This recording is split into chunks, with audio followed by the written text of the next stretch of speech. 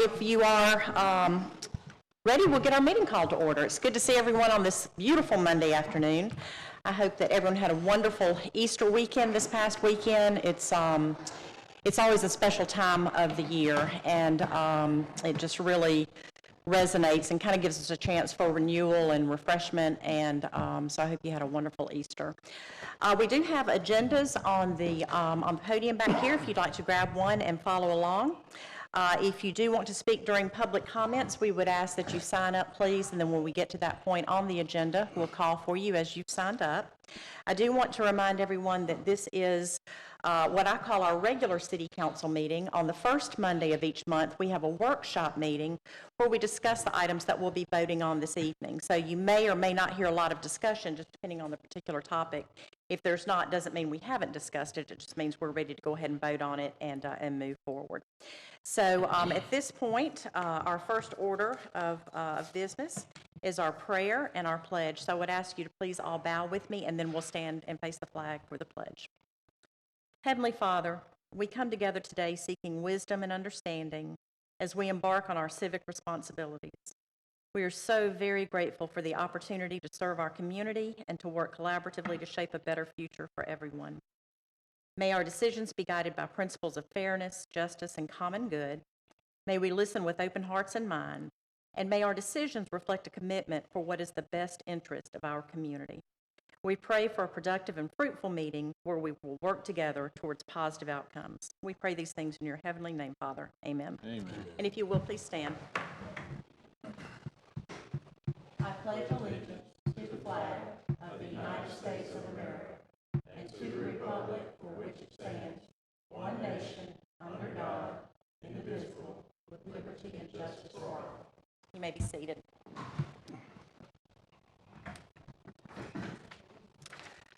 All right, gentlemen, you have the agenda before you, and Jessica sends that out to us in plenty of time to review everything, and sends that out to all of our media and everybody to be aware of what we're talking about this evening. So you have that before you, so I'll take a motion to approve the agenda or to make any changes. Move to approve. Okay. Second. So we have a motion and a second. Is there any further discussion? All in favor, please say aye. Aye. Any opposed? All right, and also in your packet, we have minutes from our previous meetings. We have minutes from the meeting on March the 17th and also on April the 7th. So you've had a chance to read through those, so I'll take a motion concerning those two sets of minutes. Move to approve. Okay, is there a second? Second. All right, so I have a motion and a second. Any further discussion? All in favor, please say aye. Aye. Aye. Any opposed? And that all carries. All right, we have several people signed up tonight. The first person that wants to speak is Faith Royal. So, Faith, if you'll come to the podium right here, and if you'll state your name and your address for the record, and then each of our speakers is limited. You do have up to 5 minutes to speak, but and Jessica's our official clock keeper, so the floor is yours. I'll talk as fast as I can. Okay. Also, I do have handouts. Do you want me to wait and just put those on the table at the end? Handouts for the council? Yes. Okay, we can go ahead and take those. If you want to... I don't want it to cut into my time. It's okay. I know y'all are going to love this. I'm here to talk about the permethrin that's being sprayed. I think that Michelle Powers has come in and spoken to you about this before and asked you to reconsider spraying of a harmful toxic chemical.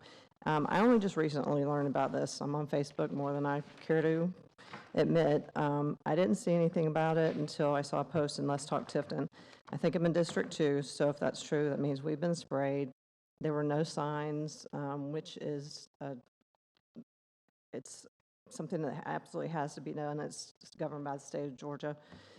And I just wanted to say, too, that I think that there's got to be some kind of a mailing list when you have a serious thing like this and y'all decided to spray a chemical, because a lot of people don't get on Facebook. A lot of people don't keep up with the goings-on of what's going on in the government, just whether time or they're just not interested. I think it would be a great thing if y'all did that. It only had to be once, just so they knew you were doing it and what you were spraying. I think I was a little bit concerned, though. I watched your meeting before, and the question was asked of you, what chemical were you spraying? And nobody knew. The answer was adulticide, which, as we know, that's not the answer at all. And so I was a little concerned that y'all voted without being duly educated on really what you should have been. The packet that I have tells you everything about BTI, which is a good alternative, and Promethean, which everything on there says hazardous. The website also said that the EPA says these are not harmless or not harmful, and the EPA sheets directly say it's a harmful pesticide. It's dangerous for pollinators. It's dangerous for beneficial insects. It's dangerous to humans. It's dangerous to pets. Maybe not on a grand scale level, but it is dangerous. So I also wanted to say that, know what I wanted to say. We wanted to know if the farmers know about it, and do they know that pecans, peanuts, figs, and citrus are not on the list of what's allowed to be sprayed or sprayed near with that particular pesticide. The packet I'm giving you has the fact sheets from the EPA on permethrin, BTI, has the sinus rules from the state of Georgia, and has caution during spraying from the MPCI. Almost. I also have something, that's all I'm going to say on that. I need to read something from Virginia Mahone. She was having one of her family members were having a health emergency, but she wanted to know who authorized the digging of a ditch on private property on 20th Street between Hall Avenue and Emory Avenue, and who authorized the city or any company to divert runoff water to go into the ditch that was dug on private property. She says they would like to know the answers to these questions by the end of the week. And please take note, no permission from the property owners were ever given. And you can reach them at their taxpayer's address. And they also wanted to say the city did not offer any money to do what they did. They flooded the property. The house is starting to sink on one side. The trees are waterlogged. And essentially, you trespassed and damaged property, but right now they just want to know who authorized it, the city to do that, and they need that answer before they can move forward. Do you know when that ditch was dug? I don't, she didn't say. I believe it was 1995. 1995? Okay. I know it's been there for a long time. I just didn't know when it was Yeah, dug. I had no idea. I was just asked to read her statement since she couldn't be here, so. That was all I had, but I hope that you will read the package and possibly reconsider using this chemical. It's not healthy for any of us. It's not healthy for our pets. It's not healthy for the people that are sitting outside on their porch when it goes by spraying. In your package, there's also at the back some things to do while you're spraying. One of them is to turn off your air conditioner, go inside, cover any waters, don't let your pets outside, don't get on the pesticide after it's been sprayed until it's dried. We all know pollinators hit the ground first thing in the morning. That stuff is still wet first thing in the morning because it doesn't dry off till about 2 to 3 hours after sunrise. So that's all I have. Thank you. Thank you. Just for everyone's information, I did some research on how a vote can be rescinded or brought back up for consideration for a change of vote. You don't have to film if you don't want to. It's on YouTube. Okay. But if you can, if you want to, I don't care. Yeah. Okay. Anyway, if the council wanted to reconsider that vote, there are a couple of ways that it can be, well, actually, there's one way that it can be done. We are governed by a city charter, and that city charter is on our website. That charter was filed with our legislature when Tifton was founded back in the early 1900s. And then it was changed back in the 1990s, I don't remember the exact date, when we went to a mayor and council form of government. In that new charter, it references that we conduct ourselves by Robert's Rules of Order, which is pretty typical for city councils, county commissions, most civic clubs, maybe even church groups. Most people use Robert's Rules of Order. Once a vote, and I went to the Carl Vinson Institute of Government to speak to an expert in Robert's Rules of Order to clarify this for me, a gentleman by the name of Walt McBride. Once the vote has been taken, the only people that can bring that, and in this case it was an approval, the only people that can bring that up for reconsideration for the council to vote is somebody who voted in favor. Josh and Lester did not vote in favor. They voted against it, so they can't bring it up because it passed. Now, if it were the flip side, and they voted for it and we voted against it, we would still be the three that would have to do it. So it's got to be whoever that majority was, whether it was in favor or not. The charter also says that I cannot make a motion. So two things have to happen. One of these gentlemen has to say, make a motion to bring it back up for consideration, and it has to be seconded and approved. I cannot make the motion. I can second a motion, but per the charter, I can't make a motion. And that charter is kind of like our Bible. It tells what the responsibilities are of me, of the fellow council members, management, everybody involved with the city. So until that happens, that vote stands. So I don't know what the council wants to do. I don't know if the council wants to reconsider. I don't know if we can reconsider. It would take a motion being made by one of the gentlemen here who voted in favor to bring that up for a discussion. So I throw that out there so everyone knows the rules we're playing by. Okay. All right. Let's see. I've got Carla. Is it Janice? It's Kayla. Kayla. I'm sorry. That looked like an R. And Kayla, if you'll come up and same thing, state your name and your address. Okay. So, I am so sorry, I'm so sweaty. Obviously, I've been fighting for my life up here. My name is Kayla James. I actually live a street beyond District 1. I live at 36 Walden Ridge Drive in Tifton, Georgia. It's literally y'all stop District 1 on Palmetto Road, and I can see that from my house. It took me 2.7 miles to get here, just so we're aware.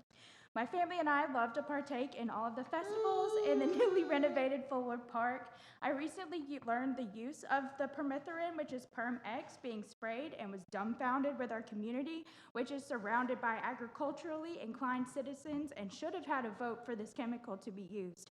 When it's sprayed, it kills any adult winged insect, including when they land on a plant, and right now we are in spring, so that's pretty poor timing as well. We are in historic decline of pollinators in the country. Butterflies are down 22%. Bumblebees are down 66%. That is terrifying. Farmers are having to order bees to help keep food on our table, and we voted despite these statistics. I won't get to vote regardless. I know I live right outside the district, but no one got to vote on what happens concerning the wildlife in our city. 5 people did. 5 people, well, I guess now 2, since you clarified that for me earlier. 2 people also have the power to change it. Please consider altering your contract to the larvicide treating ponds, ditches, and other retention areas that achieves both of our goals to keep Tifton a friendly and happy city.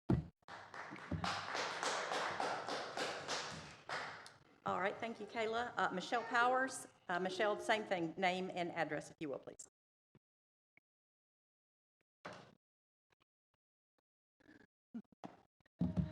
Michelle Powers, 2205 Davis Avenue. Yes, I'm here to speak once again concerning the mosquito spraying. This time to urge you to revise the contract with Astro to use BTI larvicide granules to treat ponds and ditches instead of using the highly toxic adulticide Permex spray. BTI larvicide is actually what health departments recommend for townwide mosquito control. It is safe for humans, pets, wildlife, fish, and beneficial insects, especially the very important pollinators. How it works is by targeting the specific alkaline digestive tract of mosquito, blackfly, and midges larvae. It is more efficient because it kills the larva before it hatches into adult mosquitoes. It's using common sense. The official material safety data sheet by the manufacturer states that Permex 4-4, which is the exact chemical that Astro is using to spray aimlessly down every city street, is highly toxic to bees, other pollinators, and fish. It is also harmful to some sensitive groups of humans and pets. There are specifically 2 people that have reached out to me that wanted to be here tonight, but their health kept them from coming. One is a woman with severe breathing issues, and the spraying has her scared for her life. Another is a gentleman that is very upset by the several dead bees he found in the yard the day after District 1 was sprayed, April 3rd, I believe that was. Speaking of District 1, which is where I live, Astro did not follow the rules and regulations of application when they sprayed my neighborhood. At the time the Astro truck was spraying my neighborhood, the wind speed was almost double of what is regulated. I have a time and date stamped screenshot of the winds being 18 miles per hour. They are not supposed to spray above 10 miles per hour. Also, according to the state of Georgia, rule number 40-21-9, Astro is supposed to put up signs during the application of the pesticide at every entryway, which I would think would be at every street, and leave the signs up for 24 hours after. They did not post signs anywhere. I let Miss Miranda and the Complaints Department of Agriculture know of my concerns, and since then, they set up an audit investigation meeting with Astro for last Wednesday, but that meeting was postponed to this coming Wednesday.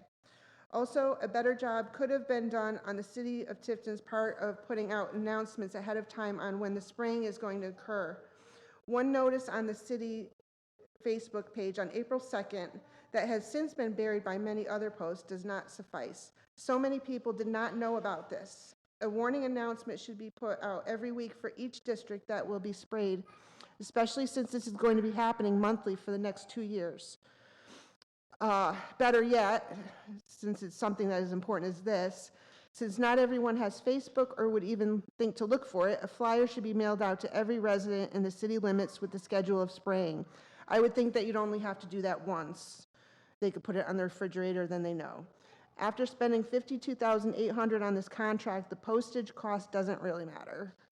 Speaking of your Facebook post on April 2nd, I don't know who composed that, but it was totally reckless and false and goes against all recommended precautions that should be taken before and during the spraying application. And the fact that you said it is safe for the environment goes against what the material, I'm almost done, goes against what the material safety data sheet states.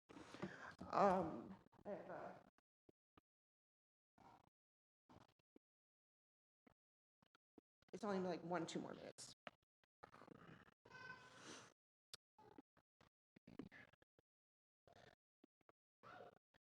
The material safety data sheet from the manufacturer says inhalation, harmful if inhaled. Permethrin affects nervous system.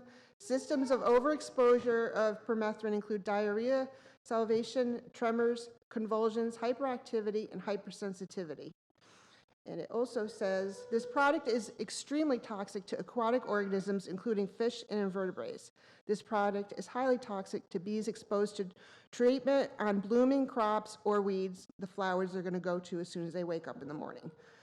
But your statement on the City of Tifton page said, mosquito truck spraying is safe, and when professionally and correctly applied, Environmental Protection Agency registered insects do not pose a risk to humans, pets, animals, or the environment. It is not necessary for citizens to stay inside when spraying takes place, but they can if they prefer. The spray does not harm pets, but citizens can bring them inside when spraying occurs if they would like. The proper precautions that EPA recommends is keep children inside. Parents are advised to keep young children indoors when spraying is taking place and for at least a few hours afterward. Bring pets indoors, especially if they might be direct contact with the spray. Cover items like food and water dishes, pools, toys to prevent them from getting sprayed. Close windows. Keeping windows closed during spraying helps prevent the spray from entering the home. Turn off the air conditioner. And all these things are directly from the material safety data sheet. Now, the Astro rep, when he spoke, so, I mean, when you follow the label for the MSDS, a label that we followed or provided for you, if you follow that to a T, you're not going to be putting anybody inside of those harms or anything else for those products, warnings or hazards or anything like that. As long as you follow the label, which is the law, that's what our guys are trained to do. That's what we plan to do. And I mean, that product specifically, you can't really mess it up or mix it too strong. It's pre-mixed, already ready to put directly in a machine. That's calibrated to run for your speed limits to offer that service. And I mean, there's really no mishap to go anywhere wrong with that. it comes pre-mixed, so whatever's on the material safety data sheet, that applies. All the warnings about the environment, the bees, such and such. And just one last thing I have to read. The owner of Georgia Bee Supply, he couldn't make it tonight, but he wrote this. Unfortunately, I won't be able to attend the meeting tomorrow, but I do agree this is cursed. I do agree, we need to protect our beneficial insects. Honeybees are already facing a 70% loss of colonies in 2025, and we must make every effort to protect the remaining 30%, or we could be facing food shortages within the next few years. So that's all, you already, my next question, you already explained about how to revise the contract. So I would ask Michael Franks, MJ Hall, please make a motion to either change your vote or change it to the BTI, revise it to change it to the BTI larvicide. So will one of you be willing to do that? We probably need to discuss it through a workshop. My next question is going to be to our city attorney. Okay. What's the procedure for that? I mean, I've explained the Robert's Rules of Order procedure, but what's the procedure for the council? Because we do have to notice the public anytime that we're going to vote on that. That's why we do the workshop meeting, and then 2 weeks later, we vote. So I have not even shared this information with everybody on the council since finding out about the Robert's Rules of Order. So I'm assuming we would need to workshop that. Is that accurate? Well, as I understand, if people want to repeal an ordinance, they can file a petition to do so. It takes, I think, 20% of the registered voters to sign the petition. Then if the valid petition, then basically it's submitted to the voters for a vote. But the Robert's Rules of Order with regard to the council making that decision. Well, certainly, that can't be done tonight. No, that's what I'm saying. I'm assuming that would need to be workshopped. If that is to happen, I would assume we would need to workshop it, discuss it, bring it back at the next month's meeting at this time. And if it happens, it happens. If it doesn't, it doesn't. But I don't, they're not prepared to, they haven't even thought about this. So I just told MJ about the Robert's Rules of Order about 20 minutes ago, right before our meeting started. So, and Michael, I have not talked to about it. So, Mayor, if I, give me an opportunity to look at it. Okay. I think the way it would be set up is it would be workshop. Yeah. And put on the agenda. right. That's Exactly. great. Okay. So if at the workshop you decide not to make a motion, then I would do what you said, Mr. Wilmot, of getting a petition? Petition. There is a statute where if citizens are seeking to repeal an ordinance, it can be done through a petition to the city council. I believe it would require 20% of the registered voters to sign the petition. I'm kind of talking a little bit off the cuff, but once that petition is determined to be valid, then of course it can be placed before the voters, at an election. To make a determination whether or not it should be repealed. To be the registered voters of the city limits or all of Tift County? Okay, the city limits? Right. Okay. Would it be an online petition would apply, or would an online petition count? Honestly, I'd have to look at that a little Okay, bit. all right, we're getting ahead of ourselves. All right. There is a procedure in which, the citizens can petition to repeal an Okay. ordinance. And I believe it's 20% Okay. of the registered voters to make that petition valid. Okay. Then it's submitted, then it's put before the voters for a vote. I think that's a wonderful idea. I think that should have been done. We did it with the liquor stores, right? I mean, I'd be left glad. it to the voters. If you'd like to get in touch with my office, I Okay. can give you the statute, maybe a little bit more information. Thank you.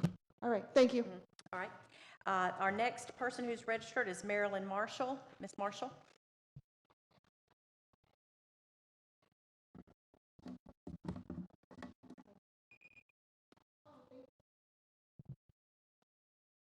Hi, I'm Marilyn Marshall. I live on Ridge Avenue, 2206 Ridge Avenue. I have an alternative, and we've used it before. It's called mosquito dunks, the mosquito bomb bucket, and it's effective if you use it in your yard. Doug Tallamy, I've read all his books. He's an entomologist. He's a guru of saving our ecosystems, saving our pollinators, our farmers. We need our pollinators in order to eat. So we're looking out for pollinators. Mosquitoes are not a pollinator, but if you spray for mosquitoes, the adult mosquitoes, excuse me, you're going to kill pollinators. And the best alternative, in my opinion, is to kill the larva. And the larva is present in the buckets or in standing water that's on your property.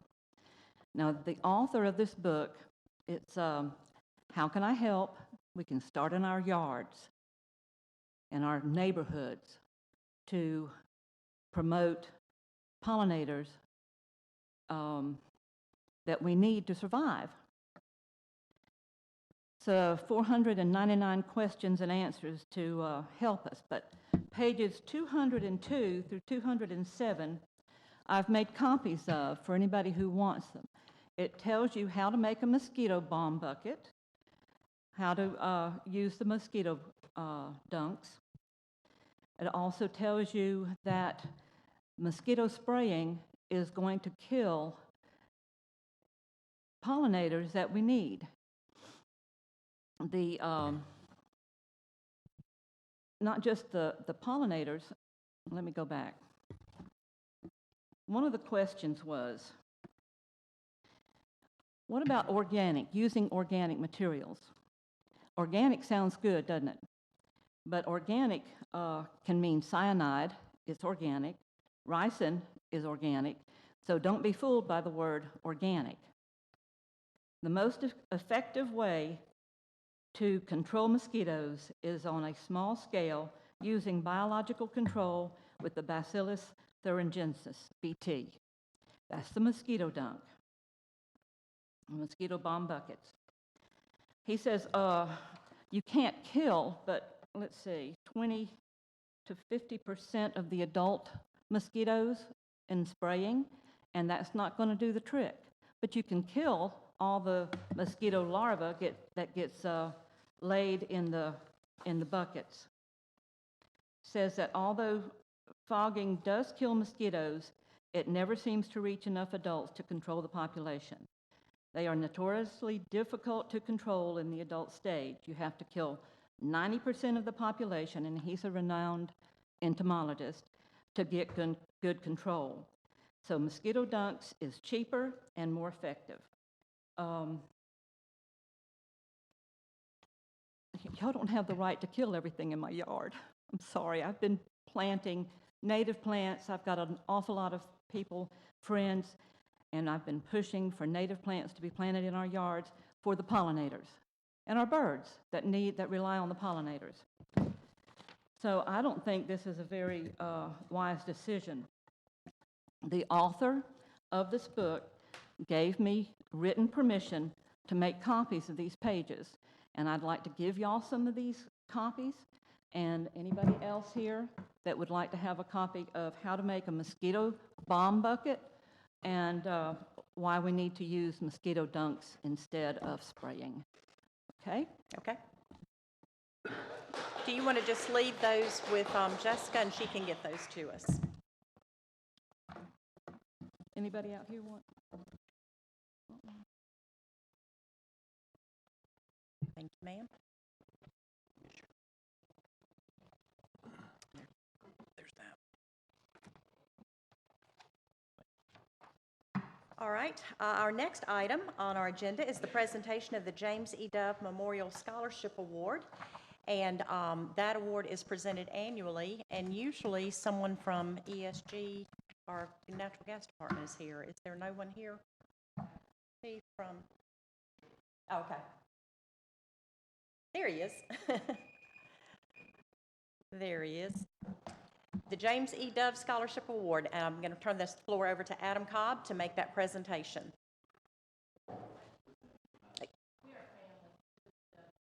Wonderful. Okay, thank you for being here. Thank you.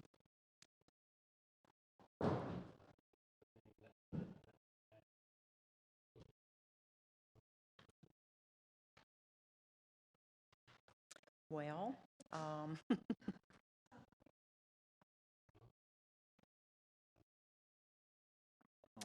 okay.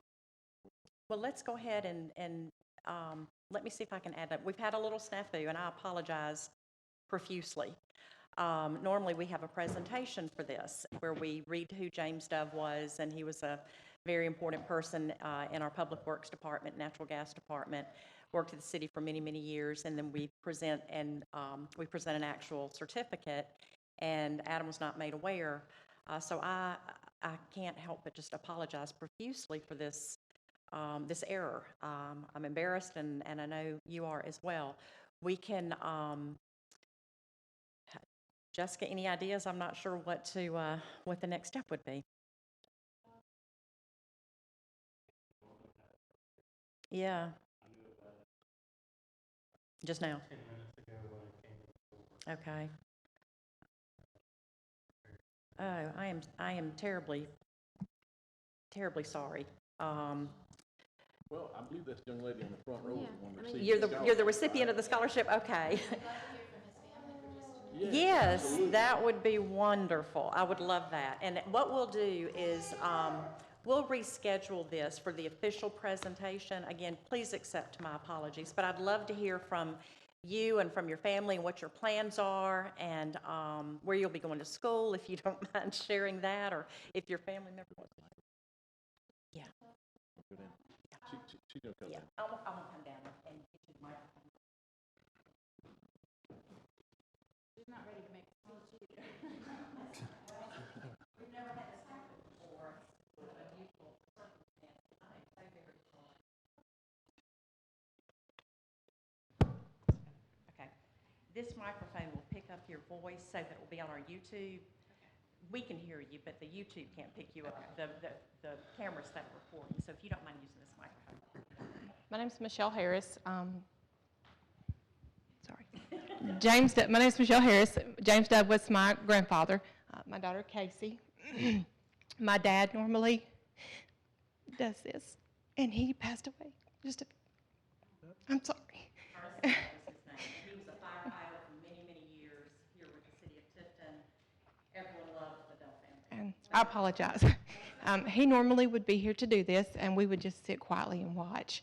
So I don't have anything prepared. I'm sorry. But we are honored to present you this scholarship. The city has done a lot over the years. My granddaddy was an essential part in bringing natural gas to this community. I want to say 1985 was when he retired, so it's been quite a while. And they have honored him all these years. And we're very grateful for that. The city of Tifton has done that. And congratulations. Thank you. You did wonderful. You did wonderful. Would you like to say a few words? And let me get your name if you don't mind. Carol Horner? Kara. I'm going deaf too. Well, congratulations. Do you want to just stand up and share a little bit about maybe where you're going to go to school, what you're planning to study, what your plans are? I can. Okay, thank you. My name is Carol Horner. I'm planning to go to Mercer University. I'm planning to major in biology with a minor in chemistry. I'm hoping to do pre-med. I haven't decided what course yet, but we're deciding between anesthesiology, radiology, or pathology. I've always been a nerd for science, so it's a very big deal for me to go into something medical. I've had a lot of medical influences in my life, and my personal favorite thing is to help people. I specifically would like to do neuro, if possible, peds neuro to be specific. I think that kids around the world don't have the full medical potential that they deserve, and I would like to be able to help with that a little bit. Thank you for the scholarship. It's very, very grateful. Thank you. Thank you. If you want to share your number with me. Oh, you're getting a standing ovation. That's awesome. That's great. Share your number with me, or it's on the scholarship, I know, and email address. My father was a pediatrician and loved children and retired several years ago, but taught at Mercer. And if you're even interested in pediatrics, he would be a good resource to talk to. Loved being in that role of medicine. and was a pediatric endocrinologist. So I'll get your name and number, and I'll share with you his name and number if you just want someone to talk to about Mercer and the process and that kind of thing. I know he'd be more than happy to help you in any way. So, and again, I apologize profusely. Let's have you back, if you don't mind. We'll do it at our next meeting. We'll reach out to you and get that rescheduled, and we'll do it in a much more official way. So thank you for understanding, and thank you all for being here.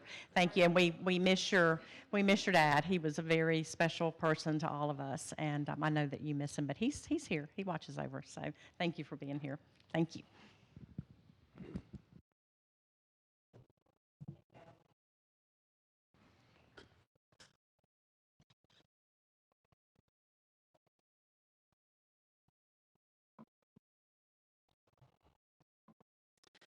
All right, let's see if we have everything else in order now. Oh, goodness. What did I do with my proclamation? The next item on our agenda is the proclamation recognizing Georgia Cities Week, and that is taking place this week. So I'm going to call on Caroline Abbott. She does our marketing and PR, and she has some great things going on this week that she and the rest of the city crew have worked on. So I'll let you do that, and then we'll read the proclamation, and we'll officially start Georgia Cities Week. Mayor and Council, I'm excited to share with you what we've got planned for this week. This week is Georgia Cities Week. It's going to run through April 21st through the 25th.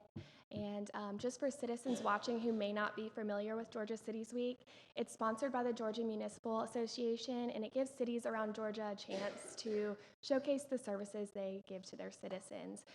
So to do that this week, we will be having an open to the community and free event every day for the rest of this week. And the theme for the week is Imagine the Possible. So thinking about what we want to see in Tifton in the future and what we want to achieve. So to get started, the schedule we have includes a week-long free secure shredding opportunity at Leroy Rogers Senior Center and at City Hall, so you can drop off your secure documents that you're sensitive, so just bring them to the shred box, spring cleaning. That will be all week. Today is our kickoff for the week. We will be having the city council meeting, the proclamation, and we will have the opening of the vision board. So that will be free and open all week for citizens to contribute to. It's a creative way to put your ideas, your thoughts, your illustrations up on there. I know what they're all going to say. Well, No mosquito spraying. Any idea is welcome. Feel free to put it up there. I'm just teasing you, Michelle. We got to laugh a little bit. We have a virtual opportunity as well if you want to upload your files onto our website. And then tomorrow we've got headstone cleaning at Oak Ridge Cemetery, and that will be at 9:30. We'll be cleaning city-owned plots, but family members are welcome to join if they have family-owned plots. Wednesday, we have our exciting Touch a Truck and greeting with the mayor. So the community is welcome to come to that at Fullwood. That's from 4 to 6:30. And then we have Thursday, where we'll be representing the Tifton community at the Chamber Business Expo from 5 to 7. So come see us at our booth. That's open to the community. There's lots of vendors there. Come see us. And Friday, we have a free movie at the TIFF Theater. We'll be screening If, to lean into the imaginary idea. And that's, again, free, open to anybody. So it's a great week. We have all this posted on our Facebook, Instagram, website. We've sent it to the news media, so it should be in a lot of places accessible. But we are excited. So yeah. Good. Thank Awesome. you. Thank you, Caroline. All right, very quickly, I'm going to read through this proclamation, and we do participate, like Caroline said, we do participate in this every year, and it is offered through the Georgia Municipal Association, but it's recognizing Georgia Cities Week, Imagine the Possible, whereas city government is the closest governance to the people it serves and the one government with the most direct daily impact upon its residents.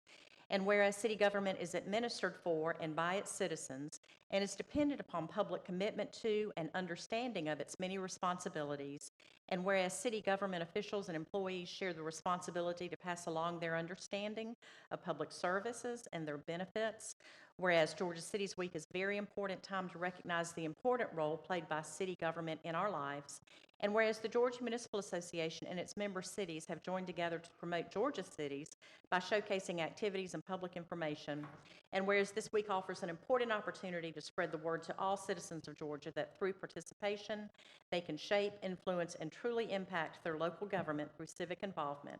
And now, therefore, I, Julie Smith, Mayor of the City of Tifton, do hereby proclaim April 21st through the 26th, 2025, as Georgia Cities Week and encourage all citizens, officials, and employees to do everything possible to ensure that this week is recognized and celebrated accordingly. And I have signed it, and Jessica has put her, the official city seal on that, so that makes that official. So Georgia City's Week is off with a bang. So thank you, Caroline, very much. All right, gentlemen, the next item on our agenda is the consent agenda, and as you know, these are items we can take individually if we need some individual discussion, or if it's not a consent on how to vote, or we can take them all three at the same time. So I'll open that up for one of you to make a motion concerning how you'd like to move forward on the consent agenda. Mayor, I'd like to take all three of these together Okay. and make a motion for approval. Okay, thank you. So we have a motion to approve all three of the consent agenda items. And they are, just so for those that are here will know, resolution designating Arts in Black as a festival, ordinance to amend the city's flood ordinance, and that was presented to us by Loretta at our last meeting. And then also the resolution adopting the revised FEMA flood insurance study report and flood map. So we have a motion to approve everything.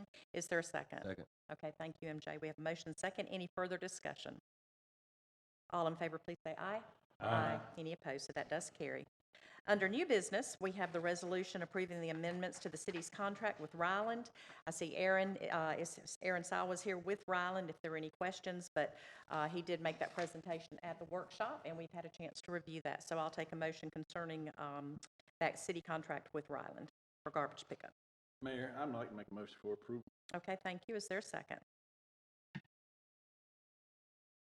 Okay, I can't make a motion, but I can second a motion. So I will second the motion. So we have a motion and a second. Is there any further discussion before I call for the vote? All those in favor of approval of that contract, please say aye. Aye. Any opposed? No. Opposed? So that, MJ, how did you vote? I didn't. I vote yes. Yes, okay, so the three of us, yes, and Michael and Lester, is that correct? I want to make sure I heard everybody correct. Is that right? Okay, you got that, Jessica? Okay, all right, thank you. Our next item is the resolution expanding the city's enterprise zone, and we've heard about that. To expand that, Jessica presented some information on that for us. So I'll take a motion concerning expanding the enterprise zone. Make a motion for approval. Okay, so we have a motion and a second. Is there any further discussion? All those in favor, please say aye. Aye. Any opposed? And that carries. All right. Our next item is the ordinance providing for amendments to the city's alcohol ordinance for catering. And Jessica and Rob presented some information to us on that at the last meeting. So I'll take a motion concerning providing for those amendments. Excuse me, Mayor. I have a question for the city attorney, if you don't mind. Sure. Rob, Lester's got a question. Do we need to have a motion before we get into discussion? Okay, I thought so. Okay, so let's get a motion and a second on the floor, one way or the other, so that we can allow you to discuss and ask those questions. So I'll take a motion concerning the amendment.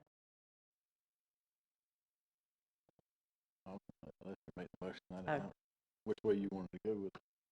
Well, it depends on the answering of the question, so. Okay. A motion not in favor of. Okay, so we have a motion to deny on the floor. Is there a second? I'll second just to hear, So you get you hear the information. Okay, so we have a motion and a second for denial. Okay, now you can ask away. I just wanted to get a clear explanation. For the example, we have other event centers that have different activities that go on a weekly basis. So how does that affect an event center who has different organizations or private citizens doing events at the event center?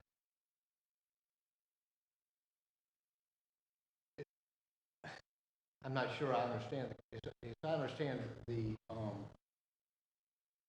amendment concerns the number of times a sponsor can get a catering permit. Right. Just clarifying the sponsor, is it if just as far as event centers, if people that are renting the event center for events, are they considered the sponsor or the event center?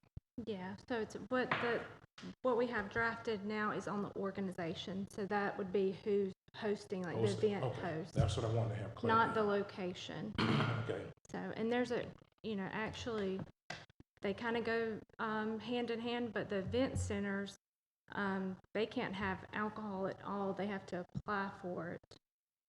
And so whoever is renting that, event having an event, they're hosting an event, they would apply for the permit. Okay. And so that host that's renting that facility, they could rent it and have alcohol at that event up to 6 times in a year annually. All right, per organization. Okay. Okay. All right, I have one more question. Okay, sure. In fairness of the number of events, I was wanting to see if you could, we can have a change because there's 12 months in a year. So I think what would be fair, it would be at least a once a month scenario versus 6. That's one of my suggestions that I want to see if it could be changed. I understand the purpose of it, but I definitely think there's 12 months in a year, in a sense, versus 6. That was it for me. Okay. That's all. All right. I would have to defer to our attorney. Because what's in our package is the 6, I believe, and Right. what we need to As do. I'm hearing this, Mhm. it would be more, if there was a motion to approve Right. the ordinance, then Mr. Cromer's request would be a motion to amend the main motion to approve. So I believe what's on the floor now is a motion not to pass Mhm. the amendment. So if that vote, is not carried by the majority, then someone can make a motion to adopt the amendment, and then Cromer can make a motion to amend that motion to change the number of days that somebody can sponsor an event. So Okay. kind of strange because we got a motion to not. Yeah, well, I mean, my first initial is to vote against it, so we can move forward with that and see how that goes. Okay. So So I'm motioning so to when I deny. call for the vote, if you, did you have a question? I did. Could Lester make a counter motion? Or no, he's already. I'm going to defer to, again, I'm not sure. Right now, Not approved. Yeah, we've got a motion and a So second on the floor. So what I was going to say if that is, carries, that another motion could be made to approve it with the recommended 12 months instead of 6, you the could do it either revision. way. You Yeah. could either, not vote in favor of Lester's motion to deny, and then someone could make a motion to approve it, which would carry, then Mr. Cromer would then make the motion to amend. so this is one of those confusing situations that your vote of yes is approval not to deny. Am I Right. saying that correct? If you vote yes, it's to deny the amendment to the ordinance. You vote yes. It'll be a vote to deny the amendment to the ordinance.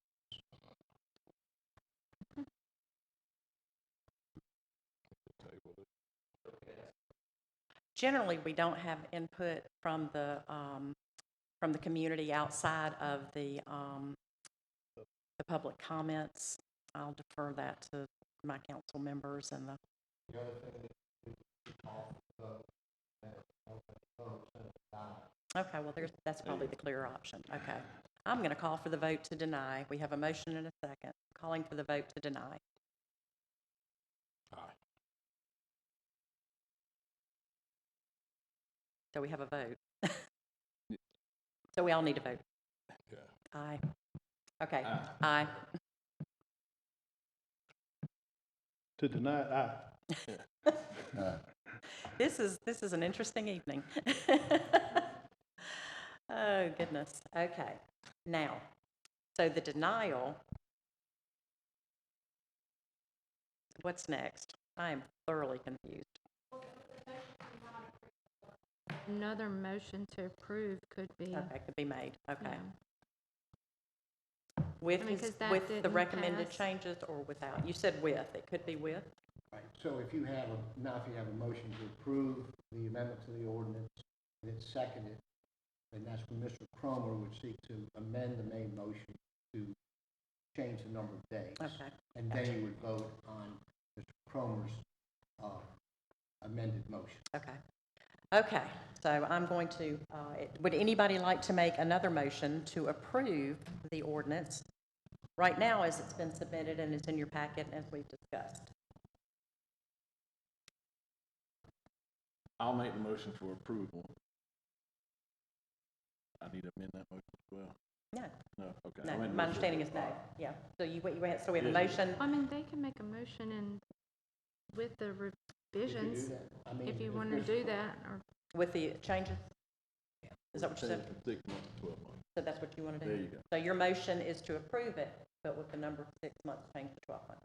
well, it'd be Okay. not months, but, Times, You know what times, okay, 12 times. times, yeah. well, This Okay. is a Monday for sure. Oh, my goodness, I tell you what, I don't like this Monday. Okay, so we have a motion for approval, changing the 6 times to 12 times. Is there a second? Second. Okay, so we have a motion and a second. All those in favor, please say aye. Aye. Any opposed? I'm opposed. All right, moving on to the next, Mayor. Okay. Okay, that passes. Okay. The next item is a resolution appointing the MGAG voting delegates, and let me get to my information here. Would that be way out in the road, or is that one per month?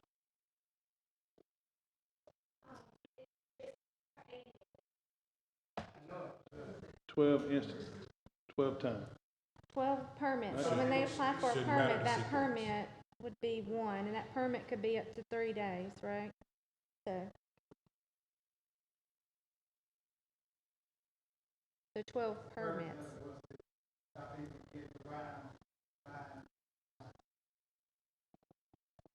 And trust me, I'm in favor of liquor license. That's income for the city, so I just want to make sure that's clear. Okay. All right.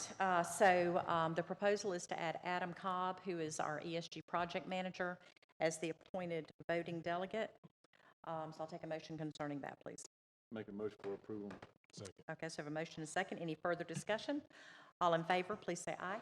Aye. Any opposed?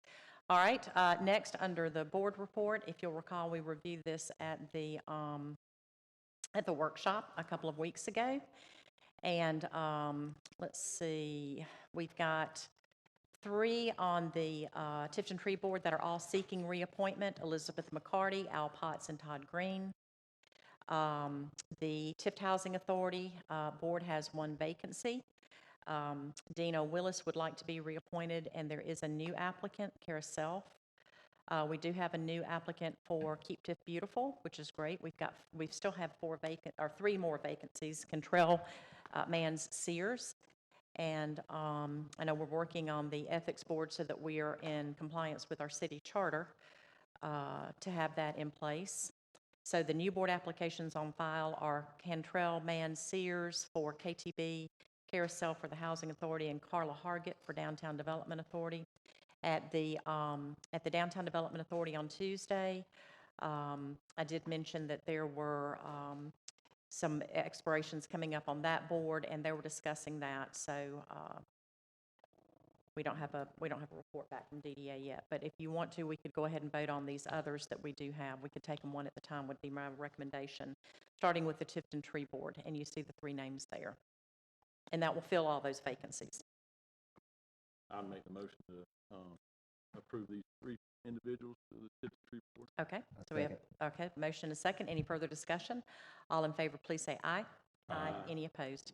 All right, for the Tifton Housing Authority, Dina Willis would like to be reappointed, and we do also have a new applicant there, Kara Self.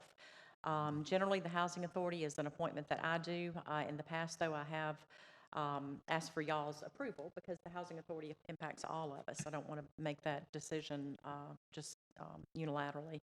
So if you'd like to go ahead and vote on that, we can, or we can get a recommendation from the Housing Authority Board, what they'd recommend. I would feel better getting a recommendation from the Okay, Housing Authority we Board. can do that. Yeah, I would agree with that.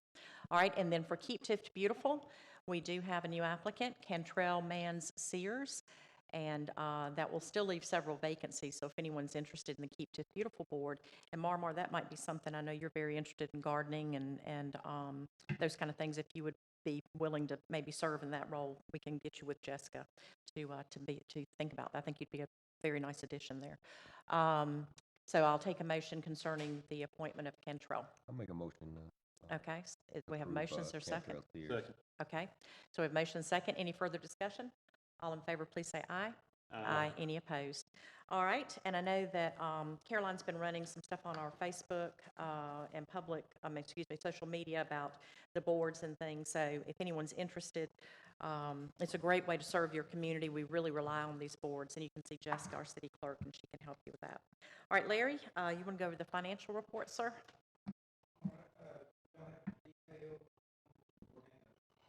Summary, and I'll go over the summary unless y'all want some questions on the That's detail. Looking at the general fund, this is through the first 3 quarters of this fiscal year. Total revenues through March is $13,391,655. Total expenditures is $14,017,072 with a deficit of $625,416. We had anticipated getting most of our property taxes in March, but there was a delay. Lag there. Fortunately, we've got in $868,000 this month, so that will shore up that. But there's still $400,000 outstanding, so hopefully that'll come in the next few days on that. The local option sales tax is the same pace as it was last year, so the local economy is basically holding its own there, so that's good to see.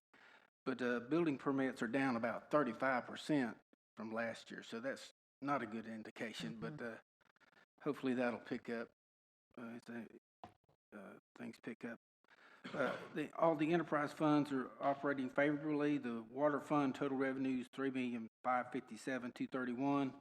Total expenditures $2,485,928. With net revenues over expenditures of $1,071,303. Sewer fund total revenues $4,338,208. Total expenditures $3,351,287.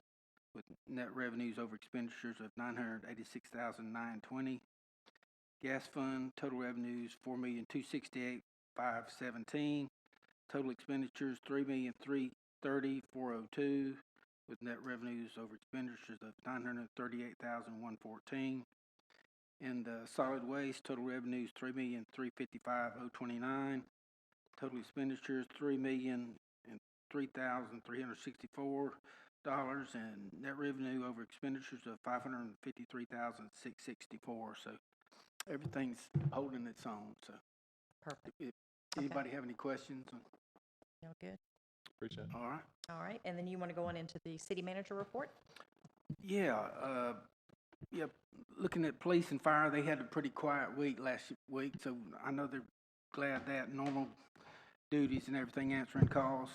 The police has been working the municipal court hard here, but the police fines have about doubled what they were last year, so they're working the municipal court and Rob pretty hard, I think. Yeah. Public Works was hard at it last week. Seemed like they were repairing everything: water, sewer, gas lines, hydrants, patching streets, interstate lights, repairing equipment. I think they got the street sweeper up and running, so hopefully we'll see that on the streets here shortly. Landfill, we had 3 locations that still had Helene debris, and I want to thank Chad for jumping in there and getting it and taking it to the landfill, and so he took care of that. We have a bunch of good managers besides Chad. I thank all of them. Projects, we got LMIG 2024. This week we're going to be paving 6th Street, Caroline, Alabama, and Donaldson Streets. So that's 4 of the 46 streets that we're paving, so we're working down the list on those. The Fullwood Park stage kind of got in limbo there. The contractor had questions on the foundation, and Stacy Watkins has got that ironed out, so hopefully we'll see some progress on that. So they're a little behind schedule right now, so hopefully they can get caught back up. We're also looking at some other things in the park. The bridge in the middle of the park, when you get 20,000 people out there, it's not wide enough. So Stacy's also looking at that, widening that bridge. Okay. And also the paving in the park, since it's over 100,000, he's got to put it out for bid. So he's also putting that in there. So there's a few other things in the park we're looking at: repairing the picnic tables. A lot of them are busted. So So we're looking at that, installing some water fountains and some other improvements. So we'll be getting to that. The T at 18th Street, 5 bridges that we're replacing. We had a pre-con meeting with the contractor, and they're supposed to start on that May 5th, and that's a 6-month project. So they'll be closing that street off as they work on it. It'll only be open to residents. So,